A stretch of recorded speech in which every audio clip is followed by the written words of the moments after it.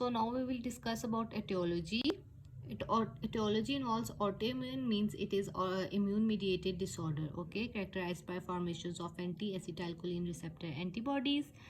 And in less than 50 years females, there is usually the female present with thymic hyperplasia. In more than 50 years females, there is atrophy or tumor of thymus. So if there is problem with thymus, so definitely there will be defective suppressor T cell functioning.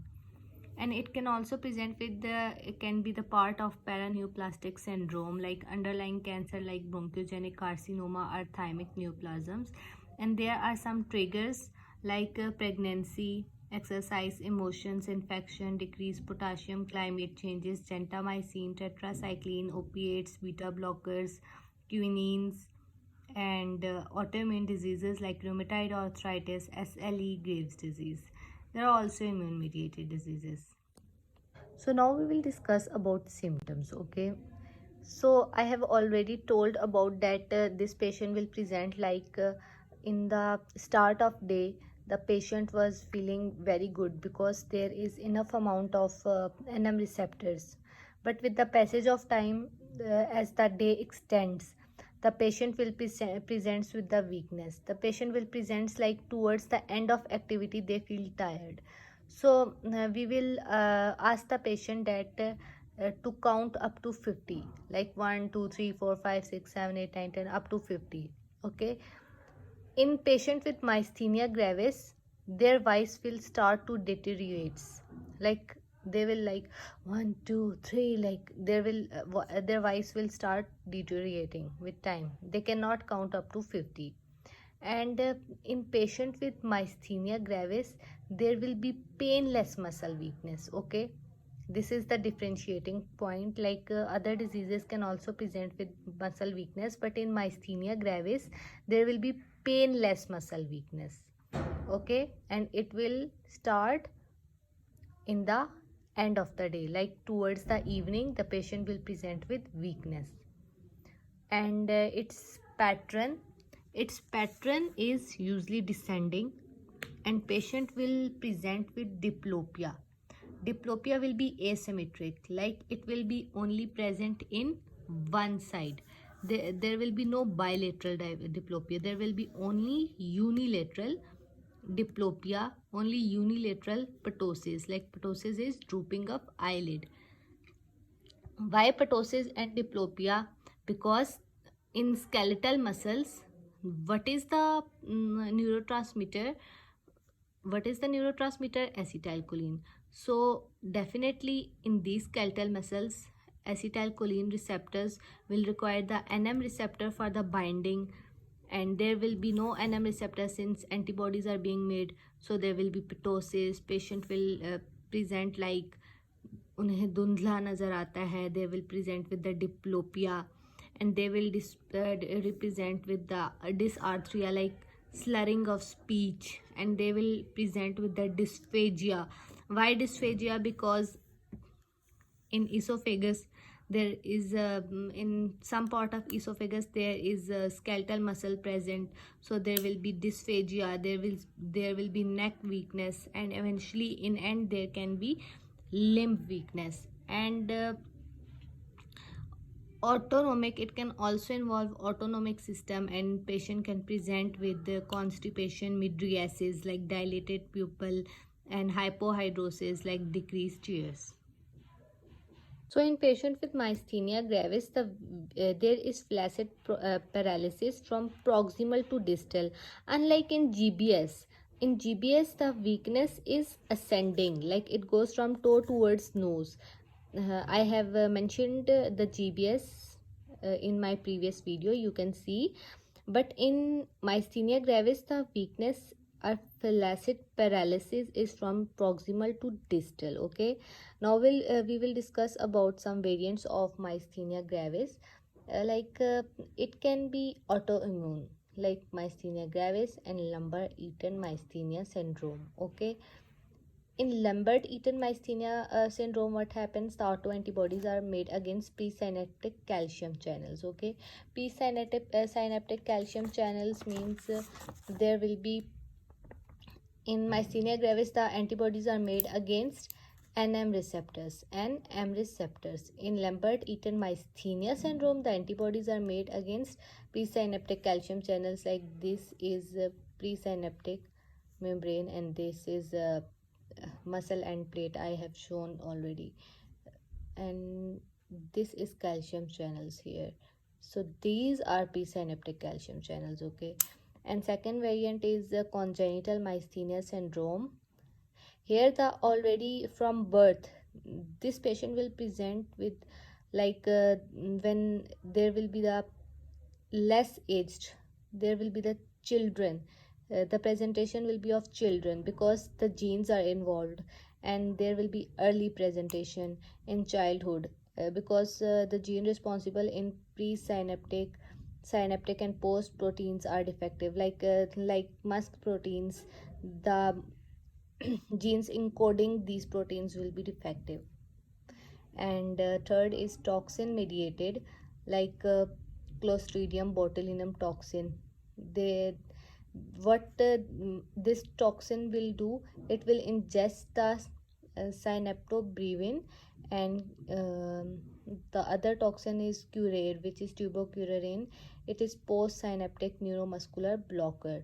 So what these will do, these will ingest the synaptobrevins. What is synaptobrevin?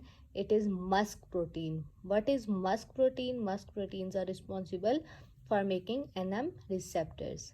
So in myasthenia gravis, I have told you that autoantibodies are made against NM receptors in 85% of cases, and against musk proteins, which are synaptobrevin, and there are other also which are responsible for making NM receptors. So there will be less receptors, and there will be less binding, there will be less muscle contraction, and eventually it will lead to muscular weakness. Now we will discuss about diagnosis. There are a lot of tests to diagnose the myasthenia gravis. First we will discuss about ameliorative test. It improves the symptoms. Okay, it is also known as tensilone test. In this we gives the androphonium 2 mg IV. It inhibits the acetylcholinesterase enzyme. What is acetylcholinesterase enzyme? It breaks the acetylcholine. So if we will inhibit it, there will be more acetylcholine available. Okay, so if there will be more acetylcholine available, the definitely if we will give the androphonium, there will be more acetylcholine, the symptoms will improve. Okay, why the symptoms will improve? Because there will be more acetylcholine, more binding with the NM receptors, and eventually more muscle contractions will be there. So if symptoms will improve, we will consider that the patient has myasthenia gravis. But if the symptoms will become worse, there will be cholinergic crisis. How?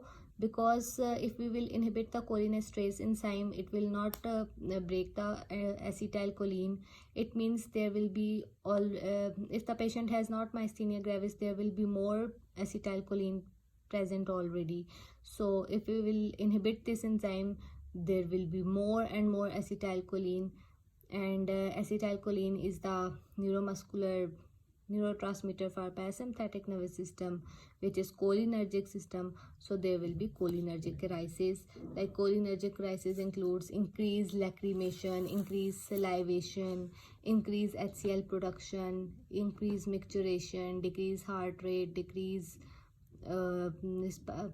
increased peristaltic movements, and bronchospasm, increased bronchial secretions.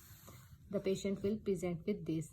The second one is provocative test. It will increase the symptoms, and this test is done with the tubercularine.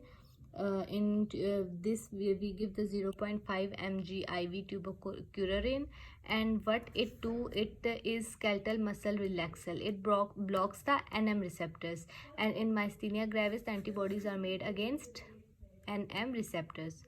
So if we will give the tubercularine to the myasthenia gravis patient, the symptoms will becomes worst, because already NM receptors are less, antibodies are being made against them. So if we will block them, the symptoms will become worse. So there will be conformation of myasthenia gravis. But if the symptoms improves, it means that there was less acetylcholine, due to which there was muscle weakness, so there will be cholinergic crisis. Okay, because if we block the NM receptors, there will be no binding of acetylcholine with NM receptors, and there will be more acetylcholine, and it will lead to cholinergic crisis. As I have already told you, what are cholinergic crisis: increased lacrimations, libations, bronchospasms, increased bronchial secretions. Third is eyes test. What is ice test? We will apply the ice for 2 minutes on lids, and there will be improvement in ptosis by 2 mm, and it is the suggestive of myasthenia gravis. Investigation of choice is anti-acetylcholine receptor antibodies, which are 90% sensitive, and alternative is anti-mask protein antibodies, muscle specific tyrosine kinase. Further investigations we can do are CT of chest, which can show the thymoma or atrophy. We can do the NEMG, electromyography, which will show the decremental muscle response, because there will be muscle weakness, less muscle contractions. What it will show? It will show the decremental muscle response. Okay, and we can also do, yes, we can do CT of chest, which will show thymoma or atrophy. We can do electromyography, which will show decremental muscle response. Discuss about treatment. In treatment, we will give the anticholinesterase inhibitors. This is the first line treatment. Okay, anticholinesterase inhibitors, which inhibit the cholinesterase enzyme. What is cholinesterase enzyme? Which break down the acetylcholine in neuromuscular junction. If there will be no acetylcholinesterase, so there will be more acetylcholine, more binding of acetylcholine with NM receptors, and there will be improve in symptoms, like there will be more muscle contraction, because in myasthenia gravis there is muscular weakness. We want more muscular contraction, so we will give the anticholinesterase inhibitors like neostigmine and pyridostigmine. And if there is no response to anticholinesterase inhibitors, we will give the immunosuppressants. Because it is immune mediated disease, we will give the azathioprine or prednisolone. And treatment of choice in myasthenia gravis is plasmapheresis and intravenous immunoglobulins. Thank you for watching my video. Do show some support. Meet you in next video. Allah Hafiz.